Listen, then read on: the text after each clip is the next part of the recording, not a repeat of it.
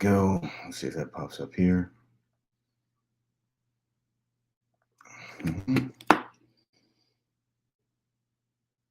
Way to go, StreamYard. Cool.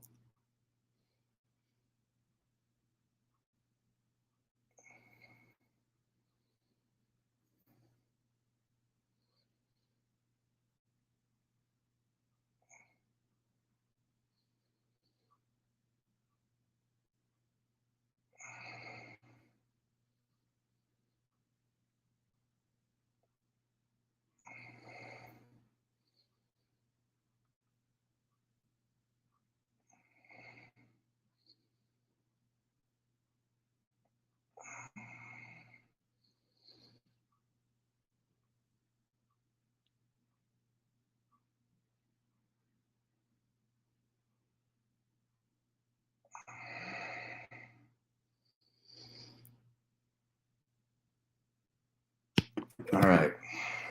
Let's do this. Glasses, no glasses.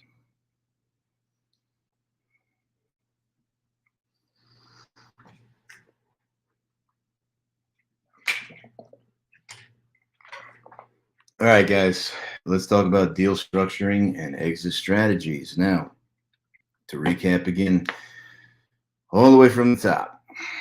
You learn how to market, you learn how to call people, you learn how to have people call you, you learn how to screen those calls, you learn how to collect and retain information. You learned how to follow up with those people. You learn how to make appointments. If it doesn't work out, you go back in your follow-up system. So you can make another appointment and get right back in that same door all over again, because there's no such thing as dead leads. Everything's just a long-term follow-up till the house is foreclosed on. You learn how to sit down with that seller without doing any sort of research whatsoever, pulling any comps or any other stuff. You learn how to trust what they say, how to formulate an agreement, how to hedge against risk. You listen to the lawyer. You know how you're covered. I've given you permission to be trigger happy. You've gone out. You've gotten stuff signed. You've confirmed the deal. You've ordered a payoff. You've ordered title. You've clouded the title. And now that gives you an absolute position of power and control. Now it's time to learn how to structure these things and take them out the back end so you can get paid, because honestly, this is some really complex shit, and I don't think you just wanted to learn it to learn it. I think what you wanted to do was you actually wanted to learn it to make money. So now we're going to go over exit strategies, and I'm going to start with this particular piece. This is going to be assignment of contract. This is also what's known as wholesaling. Just so you guys know, wholesaling and assignment of contract are exactly the same goddamn thing. Just like that drug on the street now is called Molly, but when I was a kid, it used to be ecstasy. It's still MDMA, got you feeling like a champion sitter. Never sleeps better, sleep you an Ambien. Whatever the case may be, it's the same shit under a different name. It's been rebranded to sell you more stuff, but nobody's going to teach you how to do it the right way, and that's why you came to Daddy. So let's get into it. Assignment of contract, all right? It gives you the right to purchase, but not the obligation. For the love of fucking God, do not ever do this on anybody else's paperwork. Don't do this on realtors' paperwork. Use the contract I've given you all the time, every time. Don't retype it. Don't rewrite it. It's perfect the way that it is. I know all the ins and outs of it. We can get you in. We can get you out. You know how to use it without getting hurt, how to take wild, crazy risks, reap the rewards, but really not lose more than you risk. So that's the name of the game. You are not selling the property. You never closed on the property. You are not the owner. You are going to resell your right to purchase the property.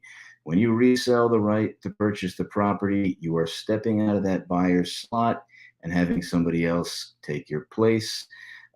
Typically, before people started signing contracts and asking for fees, if a guy like me went out and looked at a piece of real estate or a building and I wanted to buy it, I would write it up immediately in my name. I would make sure that contract was assignable. And after I did my due diligence, which is common practice now that you've learned it after the fact, I would create an LLC or something else to hold title to that property. I would assign it into there. It's not like I would pay myself to do it. Okay, so that's how assignment worked originally. I'm so excited about this piece of property. I got to get it under contract, but I may not be buying it in my name. I may buy it in another entity, and I will assign it into an entity I created. Later in life, what happened is people started learning they can sell that right to somebody else if it was a real deal. Essentially, you are bargain hunting for bargain hunters. I'm sure you've heard this shit before. Okay, when you assign the contract, so you're originally the buyer. Now you've stepped out of the buyer's position. You are now the assignor. Okay. The new buyer is the assignee. I think about it this way: when I make love to my wife at night, I am the lover. She is the lovee. She is on the receiving end. I hope that helps you remember it. The check you receive is known as an assignment fee. All right. You are getting paid for assigning your interest. You can do this very easily. Well, I'm not going to say very easily because it's not fucking easy, but you can do the exact same process with an option contract. However, very few people understand option contracts. They have to be incredibly sophisticated. And if you go down that road, and trust me, I have, ask me how I know that,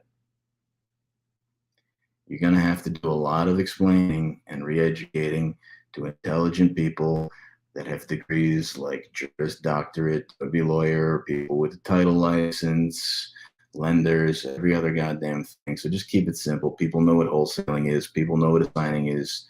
Later on down the line, if you want shit to get really complicated, you can always take a step back and make an option contract that does almost exactly the same goddamn thing. So forget about it. Assignment's the way to go. The check you get is known as an assignment fee. It is not a realtor's commission. It is not the proceeds from selling the house. And remember, when you market it, you are not selling the house. You are selling your right to buy the house. I have seen people get in significant trouble for miswording an advertisement. Okay. Hey, I'm selling this house, but you didn't close on it yet. Well, you just misrepresented yourself and you practiced real estate without a license. Chances are you're not going to jail. But if you've ever played Monopoly, a game of real estate holdings by the Parker brothers, you ever wonder why the board goes Boardwalk, Park Place, go to jail, don't collect $200? What the fuck just happened? Okay, there are so many rules and laws, and I hope by sitting with the lawyer in a former video that helped you understand this. You're not selling the property, you're selling your right to buy it. It is an assignment fee. If you're going to put anything into writing that can be reproduced later, either to buy the house or in a court of law, please make sure you word it correctly. I am looking to wholesale this property. I am looking to assign this contract. I have this property under contract. I may not close on it. What would you give me for it? These are all acceptable ways to say it. Do not say, I am selling this house, but you have the house under contract, because eventually a realtor is going to get pissed off and they're going to report you. Ask me how I know that. I did so much business my first fucking year without a real estate license. I actually have 17 registered complaints against me in 2014 with the real estate commission. But by not having a real estate license or a broker's license, that's kind of the equivalent of sending an adult to the principal's office. You actually don't have to go. Nevertheless, if they got more pissed off and I did not word something correctly, and fortunately I did, you could be in real trouble. And I don't want you to get in trouble. I want you to make a ton of money. Okay. So check you get, assignment fee. Don't even post a picture of yourself with a check later saying, I sold this house. Did my first deal, signed my first contract, did my first wholesale. Cool. Sold my first house. No, you didn't. And that statement right there that you just made incriminates you, and you've been practicing real estate without a license. Trust me, I know. I've been accused and never lost. All right. You're going to have a pre-negotiated separate agreement after the purchase and sales agreement, i.e. the contract you will be assigning. We've provided you with that. It's in the documents we've sent you. It's also with the binder that we've sent you. If you purchased this course and you're taking the whole thing, if you're just catching little bits and pieces of it online, well, you might want to do something about that, because there's no way I'm giving it all away. And yeah, it's a pretty simple process. I'm going to take you through how it works. let's understand a little bit more about what is a real estate contract. A real estate contract is an agreement between two or more parties where one party agrees to buy a property and the other party agrees to sell. I will never understand why realtors even exist. One party wants to buy, the other party wants to sell.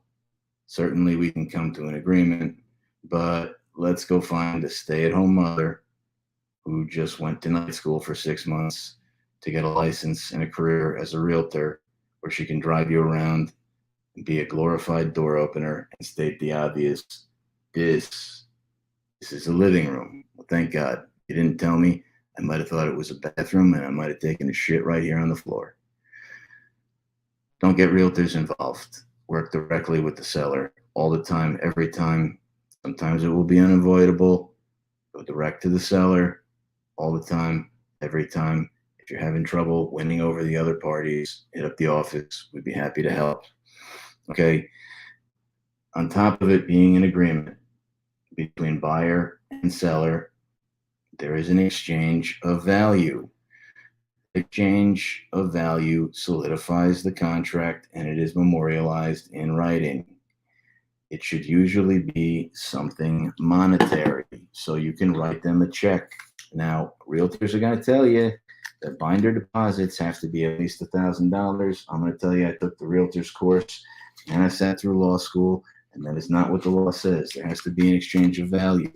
I always have a lot of $10 bills in my wallet, so typically I give them $10, take a picture of myself, little selfie, giving it to them, write it down on the contract on the bottom where you saw it, where we went over it before with the lawyer, and where we went over it afterwards, where we present it.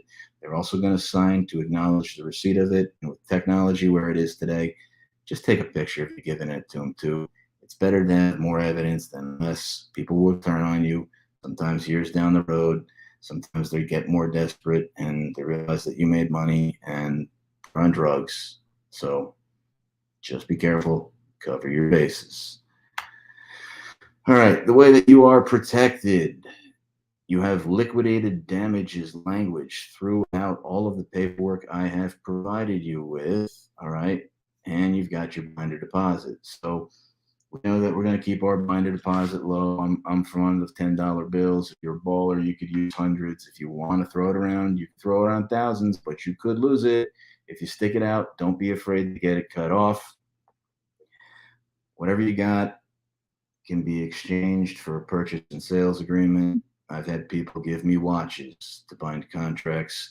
I've had people give me cars to bind contracts. One of my partners, Linton, that you're going to meet in the short sale segment, actually bought a house with 2 watermelons, wrote down 2 watermelons, took a picture of the lady with 2 watermelons, had her acknowledge it in writing, and we actually signed the contract for over $30,000 is in exchange for 2 watermelons. I mean, when you're broke, you're losing your house, and you're going to a barbecue, you need watermelon. I have done transactions where I've given people hugs, taken pictures of myself giving them a hug, written down love and affection. Sorry, it's binding. Could it be contested in court? Yeah, but hey, wanted to try it. In the event the transaction doesn't work out, in the event they don't own the house, in the event there's something untitled, in the event it can't be negotiated, shorter, whatever the case may be, the only thing you stand to lose as a full settlement of any damages that may have been occurred as a result of the attempted real estate transaction is your binder deposit. Okay? Now you know why lawyers and realtors want you to have it high, so there's no buyer's remorse, and it's harder to back out, and why I want you to keep it low and be trigger happy. Could you do that for me? This is where you outwardly and openly say yes to me. Oh, I heard you, even though it's a video. Okay, let's keep moving right along. How do you make a contract assignable? Well, your name or your company's name. After that, write and/or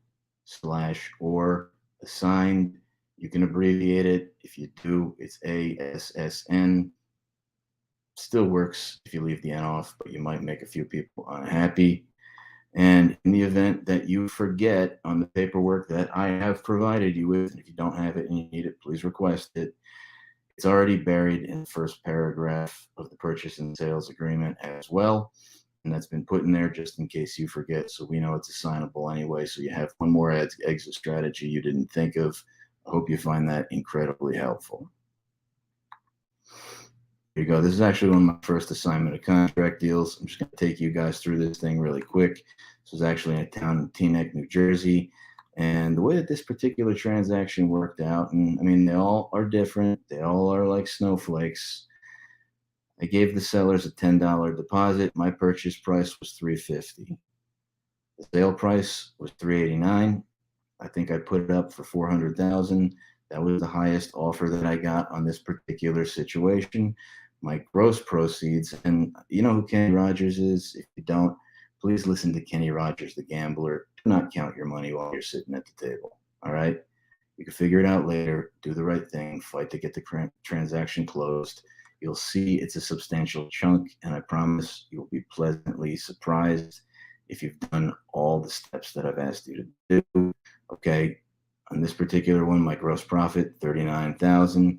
Afterwards, I definitely wanted to set my buyer up to succeed. I wanted the mortgage brokers and the lawyers on all sides to give it their undying attention. Okay, so I gave everybody a seller's concession on the buyer's side to pay for all their closing costs, and that wound up being a little over $18,000.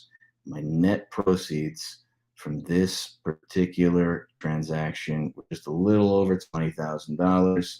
This one's kind of sentimental to me because it was my first. I did this in the first 20 days after I left my job. I will openly admit I did not sleep very much, if at all, in that 20 days. Okay, I can remember the day of the closing when I sold the property. I had not gotten paid yet. If it did not close after I started my scholarship fund and told my parents I would pay all the bills, I would have most likely failed, except for the fact that I don't fucking do that, and I would have kept going and found a way. Nevertheless, I woke up the morning of the closing after the property was sold. This is where you go to buy a check. I looked in the mirror and I threw up. I brushed my teeth. I got in the car. I drove to the law office about 20 minutes away where the closing was going to be. I got out of the car. I looked at the law office and I threw up again. I walked in. I told them I was here for a closing. The receptionist escorted me to the boardroom. I walked down a long hallway. I walked into the boardroom. The entire seller's family was there. The entire buyer's family was there. All of their lawyers were there. The title company was there. And my lawyer was there, along with the mortgage broker closing the loan for the new buyer. Honest to God, there might have been close to 15, 20 people in that room. I said, I need a minute. Where's the restroom? I walked in with the full intention of rinsing off after I threw up in. I threw up again, rinsed my mouth out, went back into the boardroom. Everything was executed perfectly. I didn't have to say a word. And I walked away with a check for a little over $20,000 the next day. Actually, that day I didn't deposit it till the next day. I went home that night and I slept for 14 hours. Think about that, right? You should feel absolutely exhausted. You should throw your heart and soul into every one of these things. That's how you get good at it. And I remember going to bed thinking, you know something, I don't know if I want to do this again. That was really, really hard. Then I woke up the next morning. I grabbed my wallet. I got a cup of coffee. I drove to Bank of America and I deposited the check. It was more money than I would have taken home in half a year at my job in Manhattan. And ever since that day, the entire fucking world has looked different to me. I knew I had it down. I knew I had done one full repetition, and now it was time to improve the process, which brings me right to you. Now, I'm going to give you some problems and some challenges with assignment of contract. A lot of people aren't going to give these to you, and I'm going to tell you why a lot of your wholesale deals are not working out. All right. Number one, 60 to 70% of banks will not loan on an assignment of contract deal. So if you are the assignee, or if you're selling it to an end buyer who is taking out a conventional residential mortgage, more often than not, that deal will never close. Okay. Some banks have dubbed assignment of contract flipping. And although it is not illegal, it is against bank policy. Okay. Most banks will not loan on a contract that has a third party that is not a realtor who is making money. Okay. Because it's questionable. Technically, you might not have a right to be paid if you didn't have a contract. These people that are doing coal wholesaling stuff, I've argued and debated with lawyers and real estate club owners and everybody else that is arguably practicing real estate without a license, because that individual, unless they own a portion of the LLC or are employed by it and speak and type correctly, that's co-wholesaling. Your deal or their deal is practicing real estate without a license. Eventually, the Real Estate Commission and the DOBI are going to figure this out, and they're going to crack down on these people. And co-wholesaling, I hope, will go the way of the dinosaur, because why wouldn't you just want to be the man and do it all yourself? I mean, you can have partners, you can outsource, but you can't lock up deals. What good are you to you, me, or anybody? All right. I'm going to throw another one in here that's actually not on this particular slide.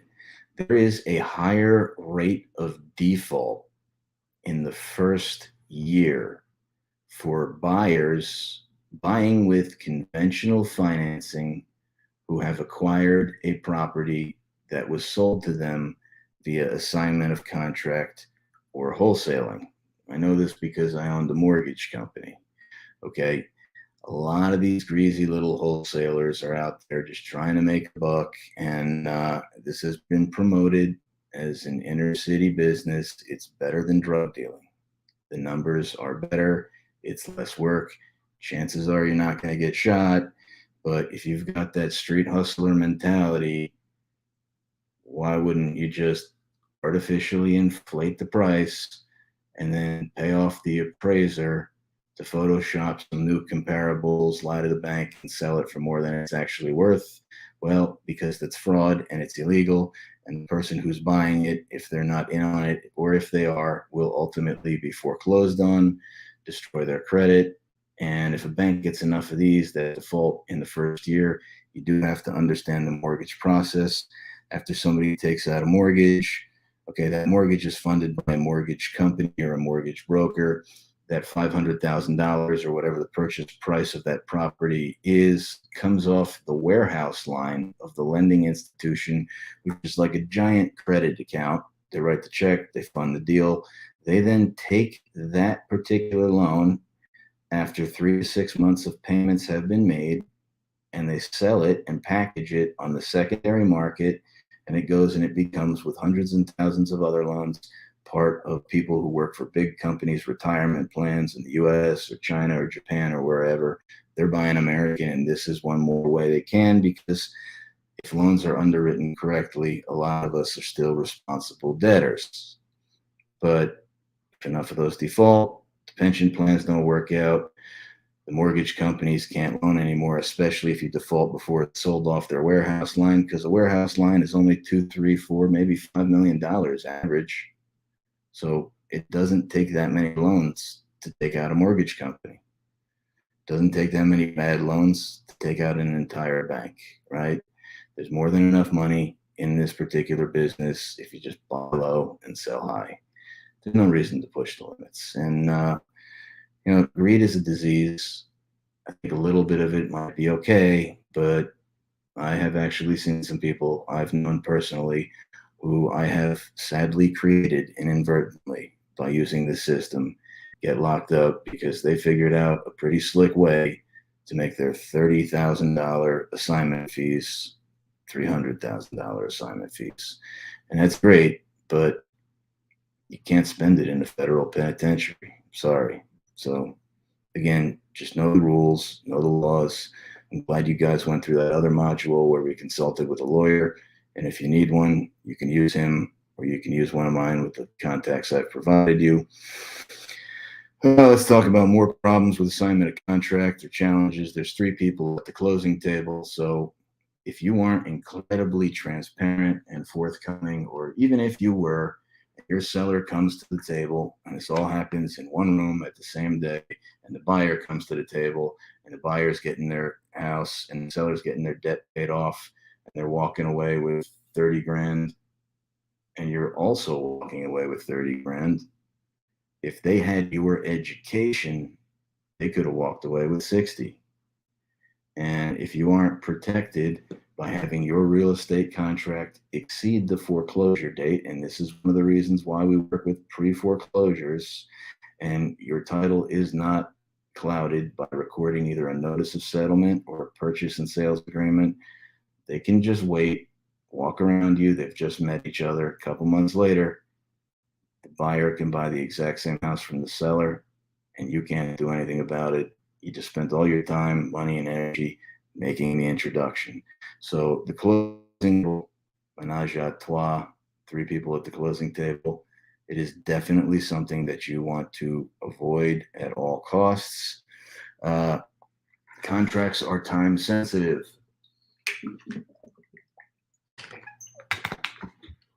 And I spoke to you about how we like to fill out our purchase and sales agreement. Longer is always better. I'm in New Jersey. Deals take forever to close here because the title system moves slow. We've got all kinds of zoning, permits. Every politician wants to extort you along the way, and we'll talk about that more when we go through the closing process. I would not make your contract or your purchase and sales agreement, which we've been using interchangeably, for 30 days or 60 or 90. I would make it for something closer to 365.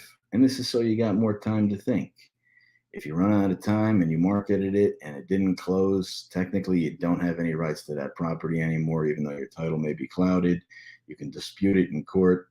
If it gets to the point of where you go up in front of a judge, remember, judges don't have to follow the law. They don't. They interpret it whatever way they want, and they make a decision. Going in front of a judge, which is something that you want to avoid, but if you're in this business long enough, it is inevitable and things will happen. It's the cost of doing business. Just accept it. It's not like you're going to make $200,000 and then you're going to get sued and you're never going to do business again because somebody yelled at you. Lawsuits are just the adult version of a fight on the playground. Later, we'll teach you how to protect yourself. But for now, I just need you to accept that.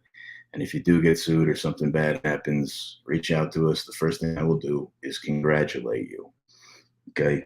Your contract is time sensitive. Longer contracts are always going to be better than shorter ones because you got more time to work. You're going to learn to protect yourself by recording a notice of settlement. Again, that's clouding the title. That's my real estate cock block or condom or whatever. So no bad stuff gets in.